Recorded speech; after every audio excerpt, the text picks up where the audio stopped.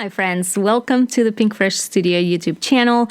I'm Andrea and I have a new process video for you. I am using the Simple Things collection. This is one of the brand new collections that were released last month by PinkFresh Studio. So you can find these collections in the three collections in both English and Spanish. I'm going to be using the English set of embellishments here and titles.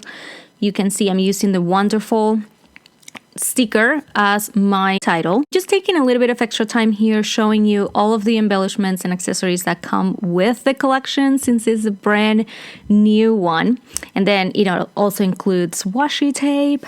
And then I am also working with a brand new technique for me. So we're going to be using the press plate. This is the Camellia's plate and the coordinating die.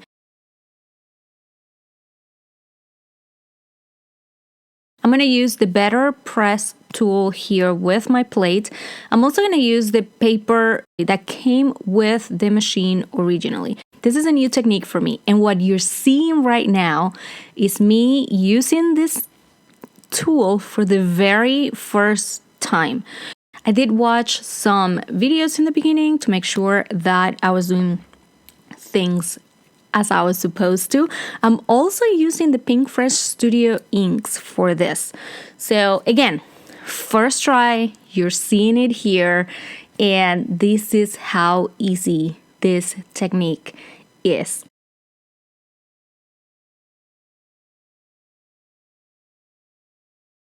I'm just making sure that I applied color on the entire surface.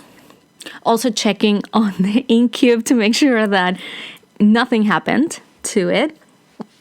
Going back, everything is aligned. Opening my die cutting machine, run this through it, and oh my gosh, I have been wanting to try this technique for such a long time, and I really wish that you could actually appreciate the texture and the detail that you get when doing this. So since I tried it, it worked, so we're gonna move forward with the plan. The plan is to repeat this process 5 more times, and I'm going to create a border around the entire 12 by 12 piece of pattern paper that I have. So we're gonna be repeating this process 5 more times, same color, same paper, and it's gonna be the 4 corners, and then I'm gonna get the impression 2 more times and cut those in half to use in the middle because the piece itself is not too big to only use 4 pieces. You'll see how that gets done.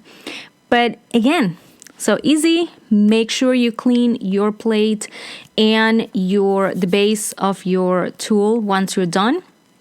But I am loving this. So happy with how easy it is to work with, align it.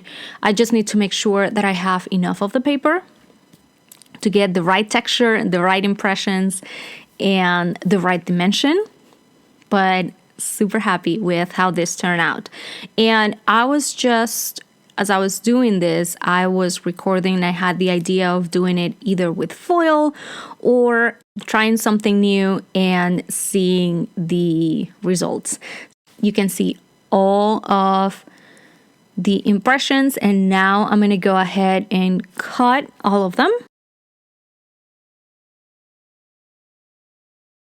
And this is the test. Now, one thing is seeing the dimension that you get and the texture that you get when you first run it through the BetterPress, but it's different and even better once you get that perfect shape.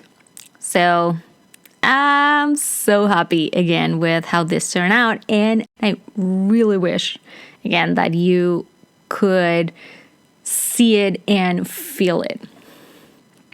Okay, we go one more time. That's 3 or 4 at this point, trying to see how many I have on the right. This is the last. I think I still had to do it 2 more times to get the final result. But for now, we're going to close this and see what we got. Bring the 12 by 12 paper. Oh, that was one thing. Originally, this photo was a 5 by 7 photo. And once I put all the pieces together, I still went and got 2 more that I cut in half to make sure that I covered, those gaps. But I realized that the photo was way too big. So I reprinted the photo. Yeah, that's what I'm testing there and figuring, oh yeah, this can work. I definitely need 2 more. So I went ahead and took the tools. Yeah, I tested. So that was one thing. I needed to make sure because I was not going to get 4 more pieces, only 2. So I needed to check that both halves of this shape would work well as part of the frame. I'm going to be adding foam adhesive to the back of the pieces that go on the corners. And then the pieces that go on the gap, they're adhered directly to the page using liquid adhesive.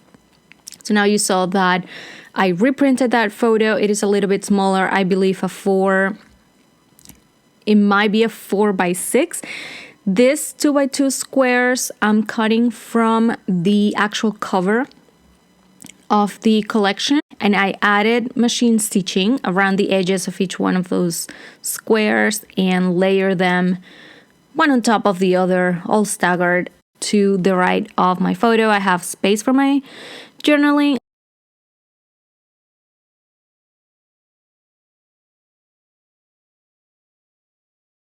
I'm now adding those final touches. These puffy stickers are so nice. So it is a 6 by 12 sheet of a puffy sticker. So you have bigger icons on the top of the sheet, and then the bottom is kind of like enamel dots, but all in different shapes and super adorable.